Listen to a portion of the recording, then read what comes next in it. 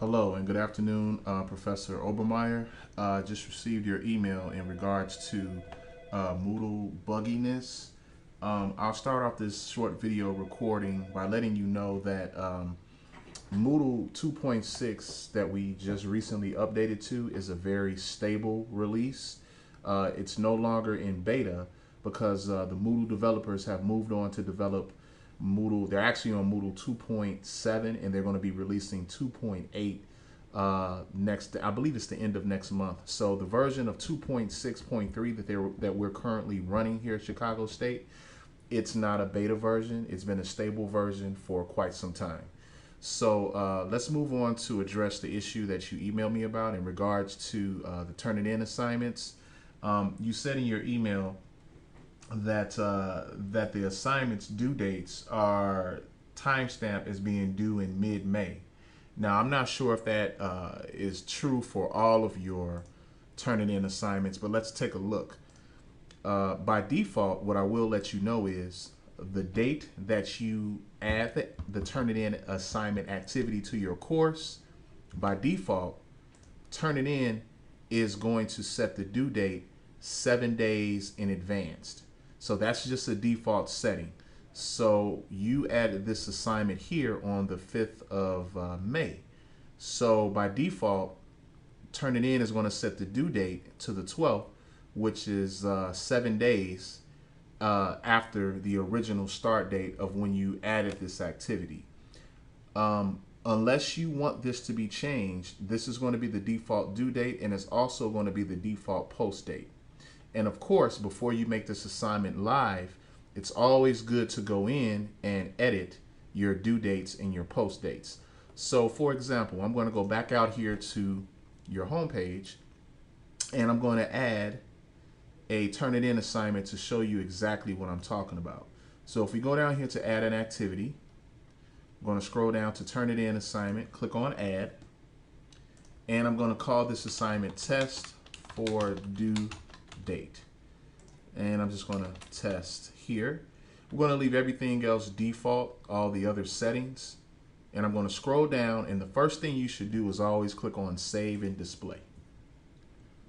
Okay, what that does, that takes you right over to the summary screen where you can right then and there, before this assignment goes live, check the start dates and the due dates for your Turnitin activity. As you can see here, today is the 14th of July, and by default, without me making any edits, Turnitin has set the due date for the 21st of July. This is a default setting. So in order to change that before you make this assignment live for your students, you want to click on edit, and then from within here, you can change the due date so it reflects whatever your due dates are on your syllabus.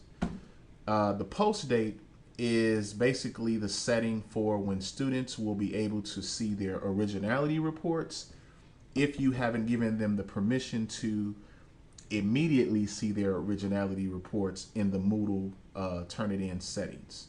So I'll go back, I'll click cancel here because I'm pretty sure you're familiar with this process, and I hope that's answering the questions. By default, like as you can see here, you said in your email that for all the, it says for, you're finding that every Turnitin assignment you've posted, the timestamps for the due date is mid-May. Well, in this case here, I just posted this Turnitin assignment here for the 14th, which is today, and the due date is by default set for the next 7 days in advance until you make that change here. So I hope that that helps with your question. Let me go back out here to your main course, and I'm going to delete this test due date assignment that I just added to your course. Now, in regards to your quizzes, it's very hard for me to pinpoint what's going on with your quizzes. Maybe what we can do here sometime this week is set up a quick webinar session where I can have access to your computer, because I understand you're in St. Louis. And then from there, we can, kind of go through what you're experiencing in a live webinar environment. We can do this by using Blackboard Collaborate. I can easily add a Collaborate session to your course here. and we can set it up for a date that you're available, and then we can go through and see what's going on with the quizzes. What I do recommend, if you're going to continue, and I'm pretty sure you're going to continue to have exams in Moodle, right here, let me actually go back to your course page. I'm going to log into your account as if I were you, because I have administrative access here. And when you first log into Moodle, this is your course, this is your Moodle homepage. And I do see, you don't have access to the instructor's organizational course. What I'm going to do for you, Professor Obermeyer, is add you to the instructor's org course. That is a course that we developed that's going to give you instructional resources on how to use Moodle. And one of the resources that I'm very proud to say it works well with exams is called Respondus. And what I'm going to do is add you to this course. Do apologize about that. Give me a second here. Okay, Professor Obermeyer, I just added you to the Moodle course, so I'm actually logged into your account, as you can see here at the top. So when you first log into Moodle, you'll see that this course appears now on your My Courses list. So within this course, it's going to give you tutorials, video tutorials for using Moodle 2.6, what's new, Moodle 2 overview videos, and then I would suggest that you probably take a look at these lynda.com videos for getting started. This is a combination of different videos that show you how to manage private files, how to post syllabus, things that you probably are already familiar with, but it gives you a more concrete walkthrough of how to use 2.6 of Moodle, and especially the gradebook. In regards to adding exams, I would definitely take a look at the Respondus tutorials. Not the Respondus lockdown area. This is totally different. This is for security when you administer an online exam. You can also take a look at the full-length training video so you can get an idea of how to use this software. But this right here, this Respondus section, I would start with Respondus installation and instructions and download. When you click on that, it's going to give you the link to download this third-party software to your computer. And once it's installed, and the site code, and of course when you go through the installation, it's going to ask for the installation password. All that information is right here on this page. And once you have the software installed, what I would suggest is to click on how to import questions using Respondus. This here will make your life a whole lot easier with exams in Moodle. This video tutorial is going to show you how to import your questions that are formatted for Microsoft Word and plain text.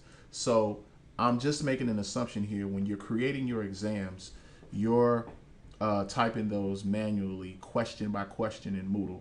So what I would suggest is to now, instead of doing it that way, open up a Microsoft Word document, and you're going to follow right here, this PDF. These are the standard formats for Microsoft Word questions. You're going to type your exam in a Microsoft Word document, but it has to be in this specific format. You can also include, different question choices, multiple choice, true, false, the essay question types. But Respondus only is going to register this format here. There's different ways to create your Word document, but when you're creating your exam in Microsoft Word, you want to follow this format. For example, if this is your question, you're going to have your question, and after the number, you're going to either have a bracket or a period. For the multiple choice answer, whatever one is the correct one, you're going to put an asterisk symbol right next to that letter. So that basic format is what you would follow for your exam that you create in Microsoft Word.